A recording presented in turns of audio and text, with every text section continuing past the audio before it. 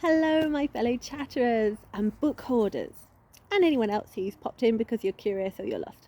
I'm Chatty, and welcome to my channel, Chatty the Mad Chatter, where I'm going to be chatting away madly about all of my thoughts on The Girl with the Loudest Voice by Abi Dare.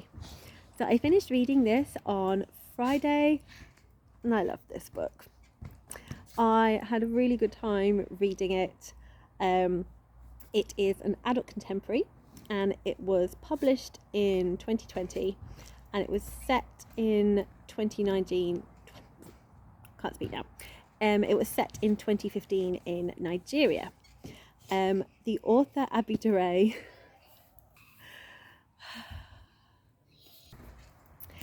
and I'm going to be doing I'm going to start off by talking non-spoilers, and then I'm going to go into spoilers for this. So yes, I finished this on Friday, and it was very easy to kind of finish off this book. Like I said, it's really gripping, it's really easy to just whiz through, and it's quite small. It's just over 300 pages. The chapters are quite short, so it's a really easy one to kind of like pick up and put down. But what makes it so compelling is the main character, Dunny. Dunny is a 14-year-old girl, and I just love how she sees the world. It's really refreshing to hear her voice. I love her voice. I'm going to link an interview with the author Abi Dare where she talks more about sort of different things about writing this book, but in particular kind of like how she approached getting a Dunny's voice, and how that kind of all came together for her, and kind of what she wanted for this character. I really like her response to people. Dunny is very open and honest, and her opinions on things are brilliant. There's some really kind of funny moments about what she thinks of stuff in here, some very astute moments, and also there's some sad moments as well, and joyous ones too. There's a bit of everything in there. Hi Finian. As you can see, I am filming this in a hammock, which is delightful. I'm still on holiday in Munich, so I managed to finish this on my holiday as I hoped. And my youngest is enjoying playing around in the garden, so maybe a few interruptions throughout this video. He's doing really well, letting me have a go. Yes, so the other thing I really like about Dunny is her drive to just survive, and to really just want to get her education. Like, she knows how important that is for her. Like she wants it because she enjoys it and she's clever, but also she knows in terms of like her future, like how that will open more doors for her. Just readjusted just to see if this angle would work better, so I could like have the book propped up rather than having to hold it all the time. But I just fancy doing a video in a hammock because it's fun. It's a bit swooshy as well, nice and relaxing. Anyway, going off on all the tangents. I really enjoyed Dunny's relationships to other people as well, especially her younger brother, Chaos. They have some really lovely moments when she's first talking about the fact that she's going to have to leave the family, and then some more a little bit later on too. And the book also explores a few themes as well. It looks at feminism, and as how all different types of women in this story are just trying to survive in a patriarchal society, examining sort of poverty and the elite, and also a little bit of like patriotism as well. How you can be annoyed by some parts of your society, but also proud of other things too. And all of this is just filtered into the story. It is not what the story was written for. The story is definitely a Dunny story. She is the focus, and it kind of pulls everything together. These are just kind of like sprinkled throughout. There's nothing kind of like really heavily sort of like hitting you on the head. It's just things that you're kind of aware of if you're reading. Dunny's voice is just so clear in this, but I didn't actually click until I finished the book, I think, that I was reading a story in first person. Usually I find that when I read first person, it can sometimes feel a little bit exhausting just being in someone's head and just having just one person's viewpoint the entire time. So I just sometimes feel like quite hyper aware that it's one person, whereas in this one it wasn't till the end that I was like, this was first person and it was all a Dunny's thoughts in a Dunny's head. which I think just totally gives credit to the author's ability to just help us just embrace this character. So yeah, I think that is definitely to the credit of Abi Dare that I wasn't aware that it was in first person, which I find really bizarre. But yeah, I just really wasn't aware of it. Yeah, so I think it's very clear to say that Dunny was definitely a character that I really connected with and really enjoyed hearing the story from. I will say very strongly, do check the trigger warnings on Storygraph. So I have the Storygraph link, which has got all the trigger warnings and things on there. So please just check that out to double check that this book is going to be for you. I think everything in here is handled sensitively, but I think we all have our own levels that we're comfortable with. You know, we've all got our own journeys and different things affect us. So do check first, especially if fertility is one of yours, because that's not always obvious, I think, in books. Sorry, I'm just giggling because my son's just thrown his hat over the hammock. Different vibe to what I was going for on the film. Sorry, I've lost my train of thought. Well, you can do this, it's fine. Yes, trigger warnings, fertility. So there is a little bit at the beginning of the book, and then there is a bit at the end as well. I'd say a little bit more explicitly at the end. So if that's something you're not sure of, then do check that out a little bit more. But like I said, I think everything is done really well. You get the idea of things that are happening, but nothing is too graphic in here. Okay, I'm going to move on now to spoilers. Not full out, I'd say mild to medium spoilers, I'd say, that I'm kind of going into. I'm not wanting to totally give the plot away completely, but I do want to go into a bit more depth, name some characters, name a few things that happens in here. So if you're someone that doesn't really want to know a lot going into the book, then I will say goodbye to you now. Please go and read the book, have a wonderful time, come and talk to me about it afterwards, and if you want to, come back and listen to the rest of my thoughts on it after you've read it. Anyone else who's already read it or doesn't mind mild and medium spoilers, please continue, stick around. It will hopefully be fun and less chaotic than the first bit has been. Okay, so the story obviously starts off by exploring teenage girls being given in marriage as a way of families getting money.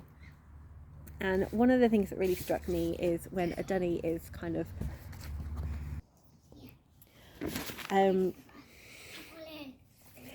Dunny is talking about, you know, that no one is really thinking about what she wants, or, you know, what this is going to mean for her. Everything is like everyone is like, oh, this is fantastic, what a great opportunity for you, you're not going to live in poverty anymore, you're going to have food, you're going to have the status of wife, you know, you're going into a much kind of richer life. And her father and her elder brother are talking about all the things they are getting, like presents and gifts and money, and it's like they're getting that, the husband is getting a wife, but no one is like seeing what is a Dunny being given from this, because it's also clear she's going to be the third wife, not the first, the third. So she's going to have to share with two other women who are already there before her, who are probably not going to be too happy about accepting a third wife into this household. So no one thinks of that at all. And Dunny kind of touches on it a little bit, but not as much. So that was something that really kind of struck me, that everyone's talking about how it's amazing, but amazing for everyone else, not necessarily a Dunny. So yes, a Dunny is sold like a possession, and it's incredibly kind of harrowing, but she doesn't let it break her. And I think this is down to just her in general and her spirit, but also the fact that the second wife, Khadija, is really nurturing and understanding, and it's kind of like a bit of a sisterhood kind of going on, and you really kind of feel for her and think about, you know, what she must have experienced kind of going into this, where she wouldn't have had herself to help her, it would have just been her and the first wife. And I do think Abi Dare does a really good job of kind of creating sympathy within this situation for everyone involved, apart from the husband. Because although you don't agree with the actions of the first wife, she's quite violent and emotionally abusive towards the other people in the household. But you see her point of view. You know, she is basically being treated like she's worthless. And so you can understand why she's not too happy about being replaced and having to accept other people in the marriage, because she was the first one. So yes, Khadija had to put up with all of that all by herself. So luckily Dunny does have Khadija there, and Khadija just kind of become like an older sister to her, and their relationship is really lovely, and she supports Dunny with all the things that she is struggling with in this. So Khadija has the reasons that she kind of went into this marriage is to keep her family fed, and then as she kind of goes on wanting the best for the children that kind of has come into the marriage, but unfortunately there is the expectation that only boy babies are acceptable. That's why people get married, to produce boy babies.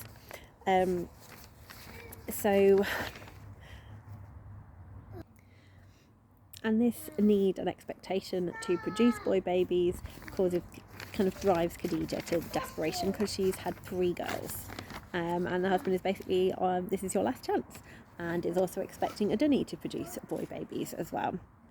And then there's a terrible tragedy for several people, and Dunny is kind of caught up in this predicament. And this is where the book kind of went in a different way to what I was expecting. I was kind of thinking that Dunny was going to, she was kind of involved in something that happened just by chance, and I thought she was just going to disappear and kind of claim ignorance and just kind of carry on, and we'd see her kind of grow into a woman within these difficult circumstances. But that is not what happened. Dunny is no fool about the society she lives in, and she can see how things are going to play out, and so she flees for her life, because she expects she's going to be getting blame for the tragedy that occurred. She has a beautiful last exchange with her brother. He never wanted her to marry and expected her and really wanted her to kind of like run and live her own life, and so to kind of see this kind of exchange between the two of them, all done silently, was really beautifully written and really well done, and I got quite emotional about it. So Dunny meets several characters, some whom have her best interests at heart, and you love them for that, and they are fantastic characters, and others who are shadier characters and you're a bit suspicious of them.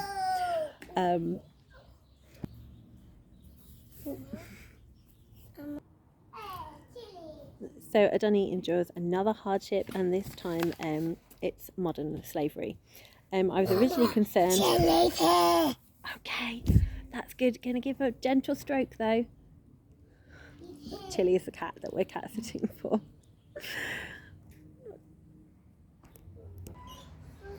I was a bit concerned that she was going to be forced into sex work, but it turns out that she is going to be a domestic slave. And this is where we encounter the elite and the very rich in society, who also have their own problems.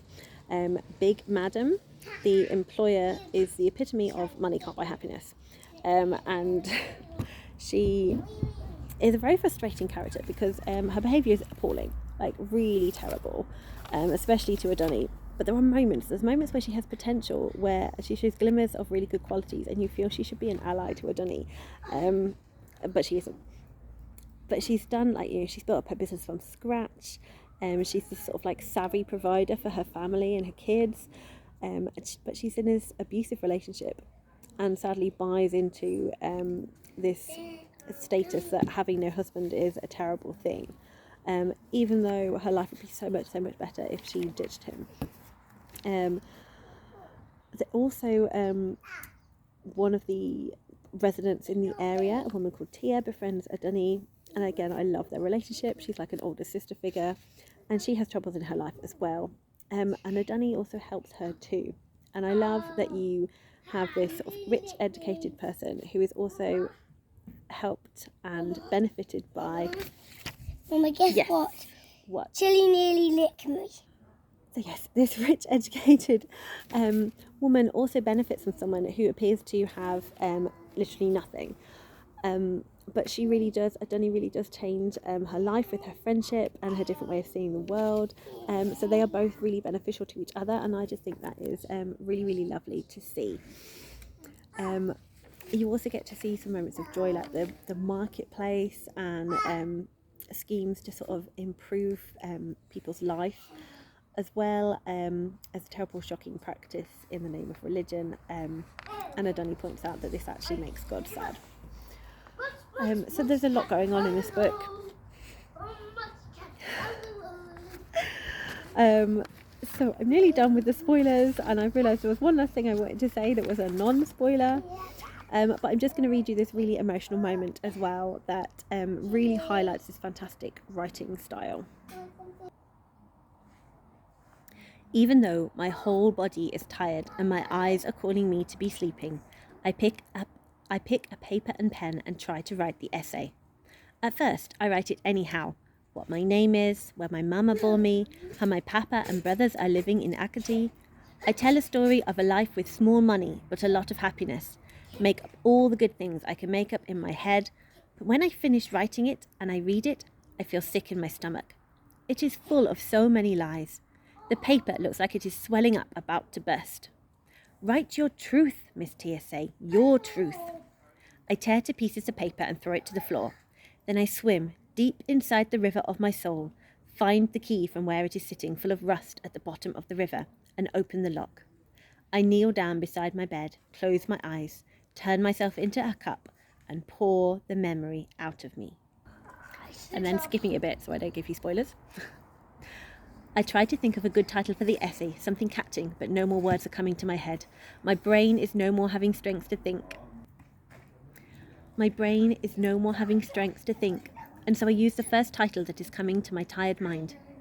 The True Story Essay of Myself by Dunny, the girl with the louding voice. And when she talks of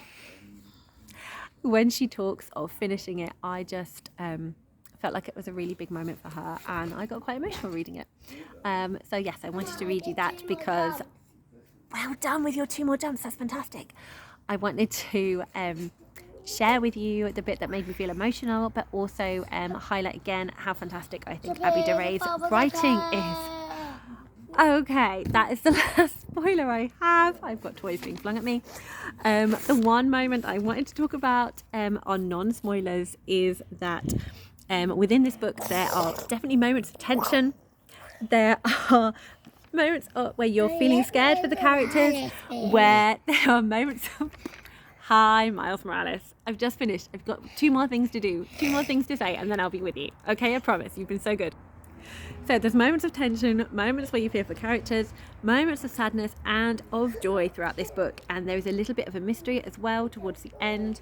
There's some other fantastic characters in here that I haven't mentioned at all, but I really enjoyed them, but I feel I've spoken about this quite a lot already. But it is a really good book. I really enjoyed reading it, and I definitely recommend to anyone who is a big character reader, who enjoys themes, who enjoys sort of coming of age stories, although it is just like basically like a year of their life, but it's a lot happens in that 1 year. Yes, please do chat to me in the comments about your thoughts on this, if you've enjoyed it, if it's something you're wanting to read and looking forward to. Always love a chat, and happy reading, everyone.